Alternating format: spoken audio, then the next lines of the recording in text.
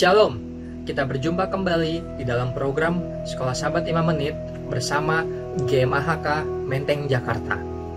Program ini dibuat untuk memastikan jantung kerohanian kita tetap berdetak.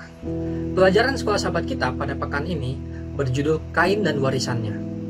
Ayat hafalannya terdapat di dalam Kejadian 4 ayat 7 yang berbunyi, "Apakah mukamu tidak akan berseri jika engkau berbuat baik? Tetapi jika engkau tidak berbuat baik, dosa sudah mengintip di depan pintu. Ia sangat menggoda engkau, tetapi engkau harus berkuasa atasnya." Pada pelajaran hari Sabtu, kita melihat garis besar dari pelajaran selama satu pekan ini.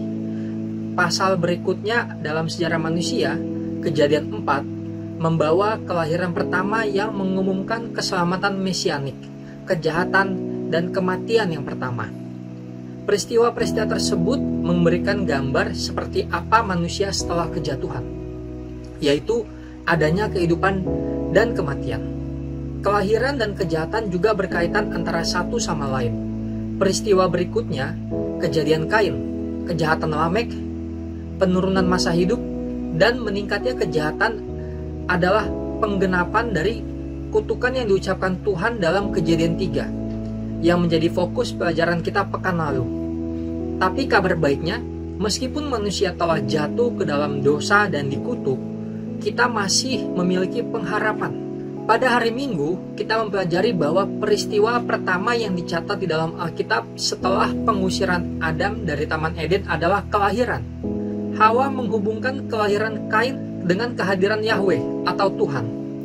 Perempuan adalah orang pertama yang menyebut nama Tuhan, Yahweh, atau Allah yang mengerti kita dan dekat dengan kita.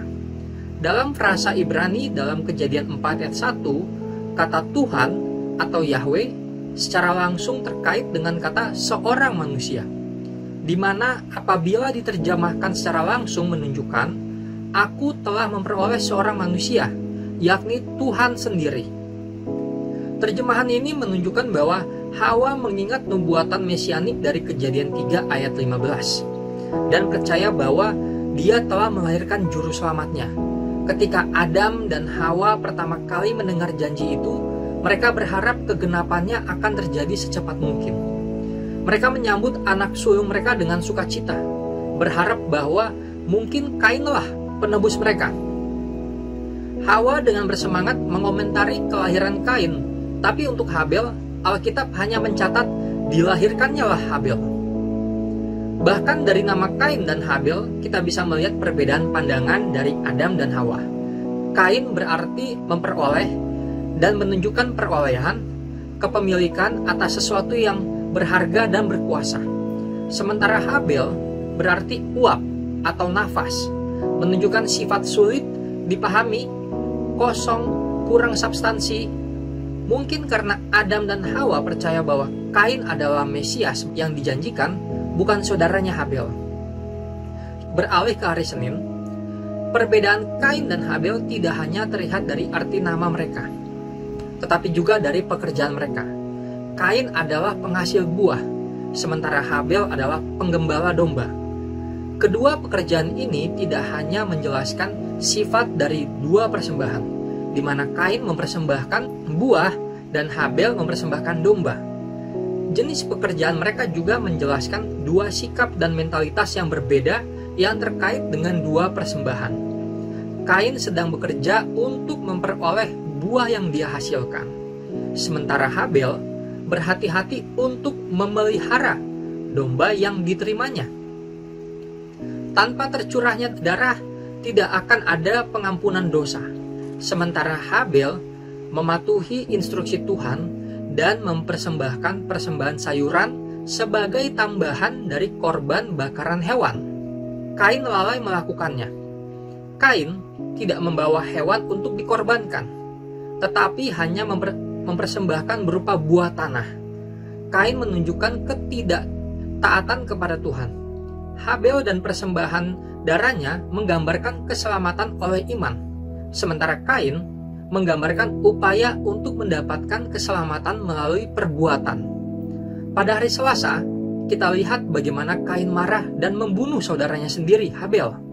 Kejadian 4 ayat 5 mencatat, Tetapi Kain dan korban persembahannya tidak diindahkannya. Lalu hati Kain menjadi sangat panas dan mukanya muram. Kemarahan Kain seperti diarahkan kepada Tuhan dan Habel. Kain marah kepada Tuhan karena dia mengira bahwa dia adalah korban ketidakadilan Tuhan. Dan Kain marah kepada Habel karena dia cemburu pada saudaranya. Selanjutnya dalam Kejadian 4 ayat 6, firman Tuhan kepada Kain, "Mengapa hatimu panas dan mukamu muram?" Di sini kita harus perhatikan bahwa Tuhan tidak menuduh Kain. Tuhan mengajukan pertanyaan bukan karena dia tidak tahu jawabannya, tetapi karena dia ingin Kain melihat dirinya sendiri dan kemudian memahami alasan dari kondisinya sendiri. Tuhan masih berusaha untuk menebus umatnya yang jatuh, bahkan ketika mereka secara terang-terangan mengecewakan Tuhan. Kemudian di dalam Kejadian 4 ayat 7, Tuhan memberikan dua nasihat kepada Kain.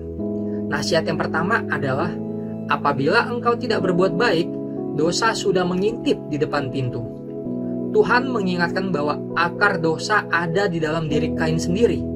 Dan nasihat yang kedua, dosa sangat menggoda engkau, tetapi engkau harus berkuasa atasnya.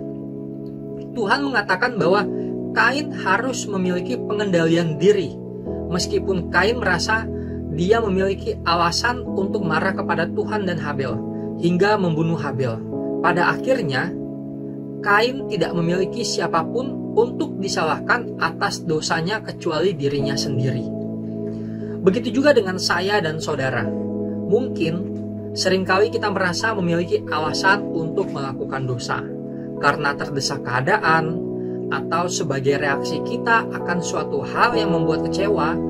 Namun pada akhirnya tidak ada yang bisa kita salahkan saat kita melakukan dosa kecuali diri kita sendiri. Dan tidak ada alasan apapun yang membenarkan dosa yang kita lakukan. Karena manusia telah jatuh ke dalam dosa dan kehilangan kemuliaan Allah. Maka akar dosa ada di dalam diri kita. Dan apabila kita tidak dapat mengendalikan diri, maka kita akan terus-menerus jatuh ke dalam dosa.